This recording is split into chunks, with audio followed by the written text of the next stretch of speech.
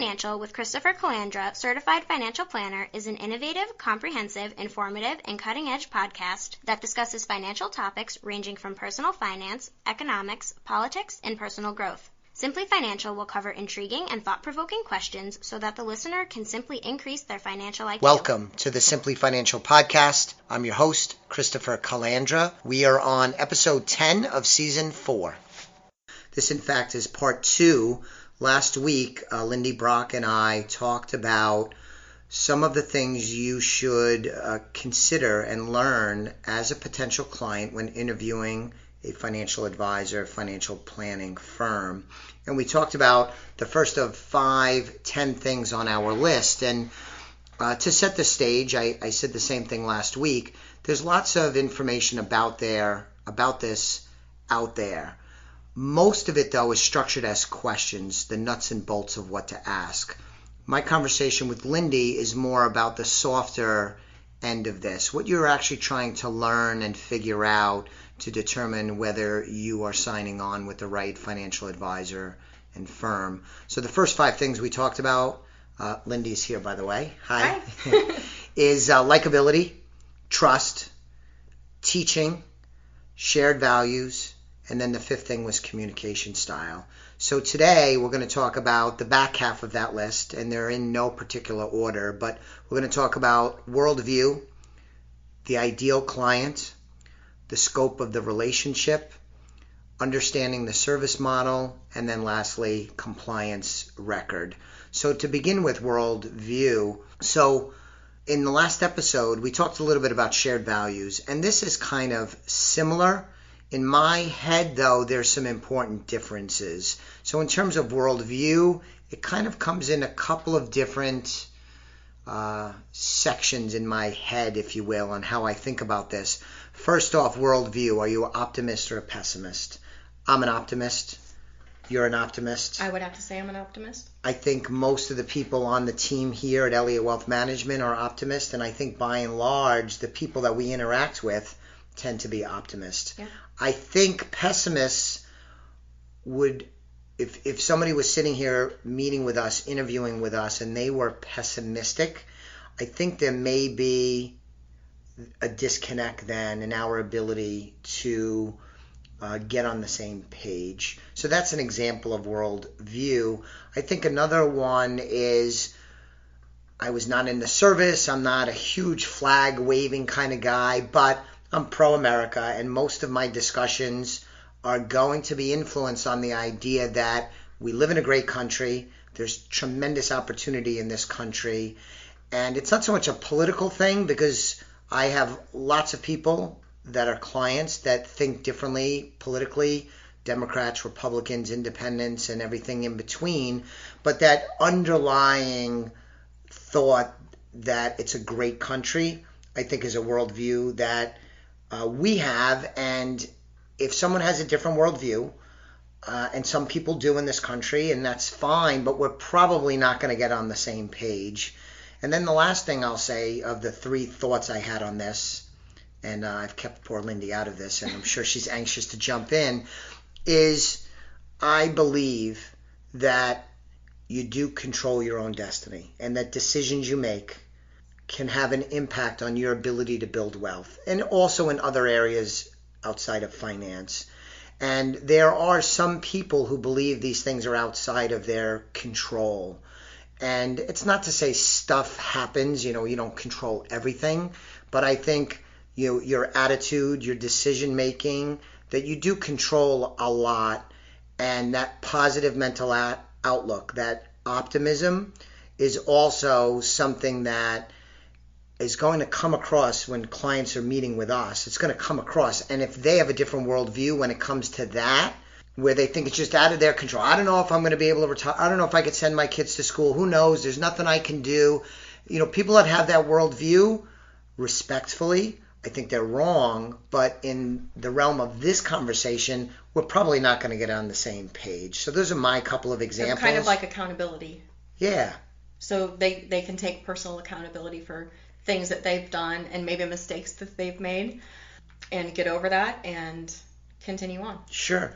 So when if you're meeting with somebody and you're trying to figure out if it's the advisor and the team that you would want to sign on with and entrust with your investments and financial planning, getting a sense of what their worldview is would probably be good information.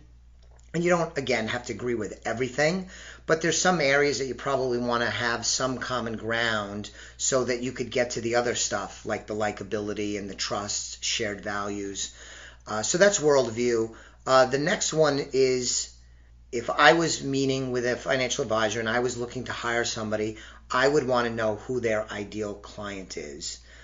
And you've read a lot about this in industry and trade publications, just like I have. There's a lot on that, but most of what I read and see is ideal client. What's their ideal client's net worth? What's their ideal client's income? What's their ideal client's age? And that stuff is good and that's important. What we're going to talk a little bit about is, again, that softer edge. Who's the ideal client in terms of how they communicate, how they want to be treated, what do they want out of the relationship? Are they looking for a long-term business relationship? When we meet with clients and we bring them on, we will say we're looking to build a successful, fulfilling, long-term business relationship. Not all relationships get there, but our goal is to build one and try hard to make that happen. And not everybody wants that, and not every advisor wants that, and probably not every client wants that, but that's what we want. And if we're asked and we express that, that'll help a potential client get a feel for what we're looking for. What are some of your thoughts on ideal client topic when sizing up an advisor in an advisory firm? So just as we suggested to people listening, that they look at likability, trust, teaching, shared values, worldview, we're also looking for that in a potential client. We want, it's not a one-sided interview. Sure. So the client isn't just interviewing us, we're interviewing them too, to see if they're a great fit for us, because it has to be two-sided for a relationship to work over the long term. Absolutely. And some other examples of ideal clients: if someone is a day trader that wants to trade stocks or investments every day, philosophically, our approach to money management and building wealth and making smart financial decisions does not involve day trading. Correct. So that's not going to be a good match. And so if there's somebody that does want to day trade and is interested in that, there are advisors and firms that would accommodate that. There's not anything automatically wrong with that.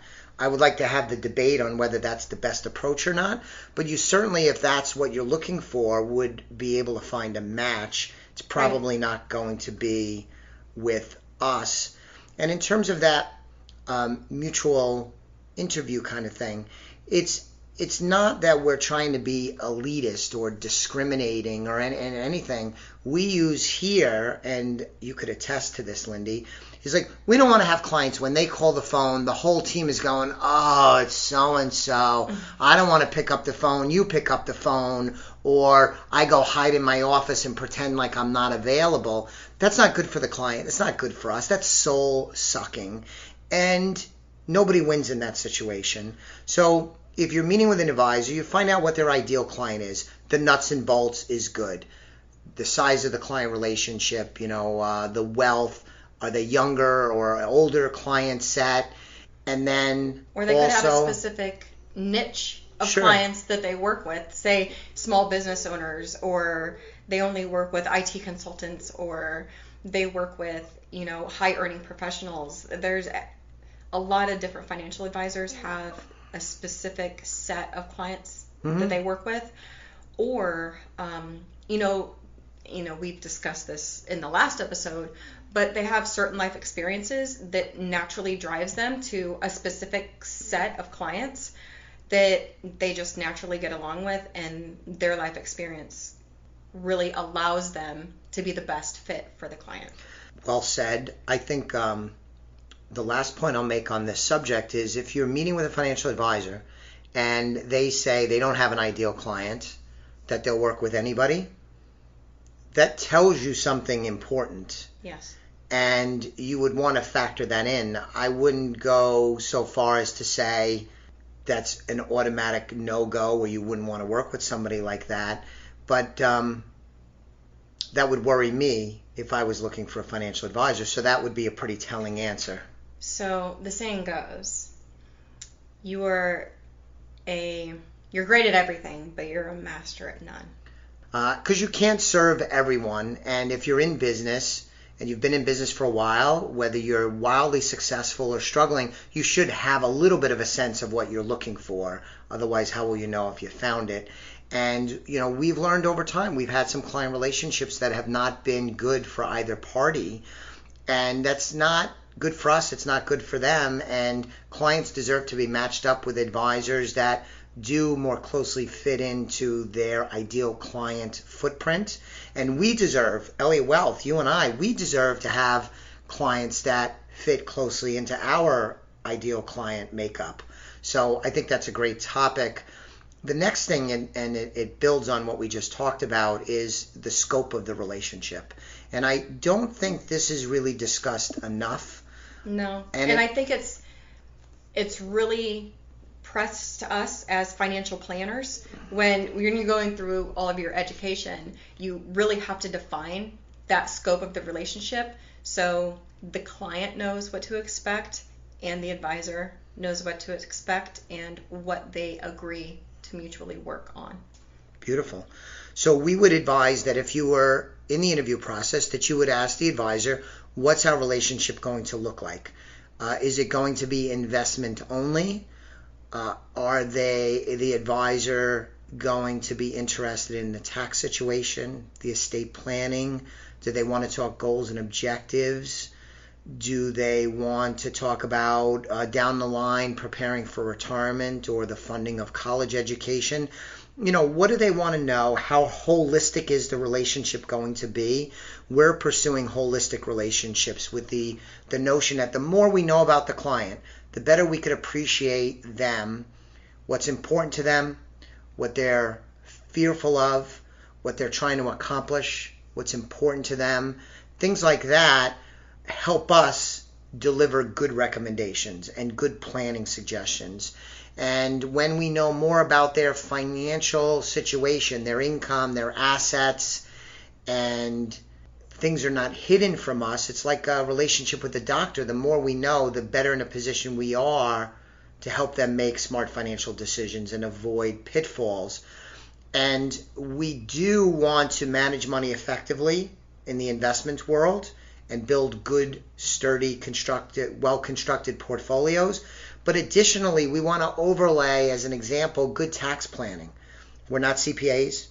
We don't do tax returns, but we do spend a lot of time with our clients helping them map out and plan ways to mitigate their taxes. Not all firms do that. And some people, it's not important to them. If you're in a low-income tax bracket or you are also so wealthy that you'll be in a high-income tax bracket, your views on these things may be different.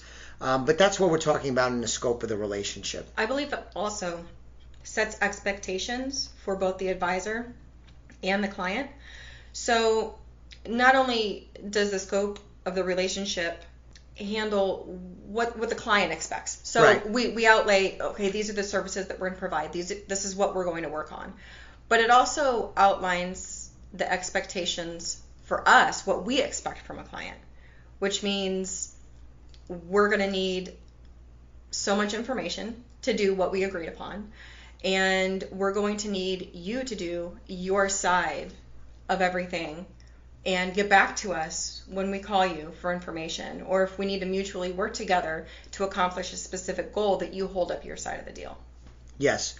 We have some clients, not to badmouth our clients, but I've had instances over the course of my career where you call a client to review things, either as a general review or a recommendation or to point out an issue, whatever the case is. You call them and they don't call you back and they don't respond to you. I do not want to be part of that relationship for a few reasons. Number one, I do have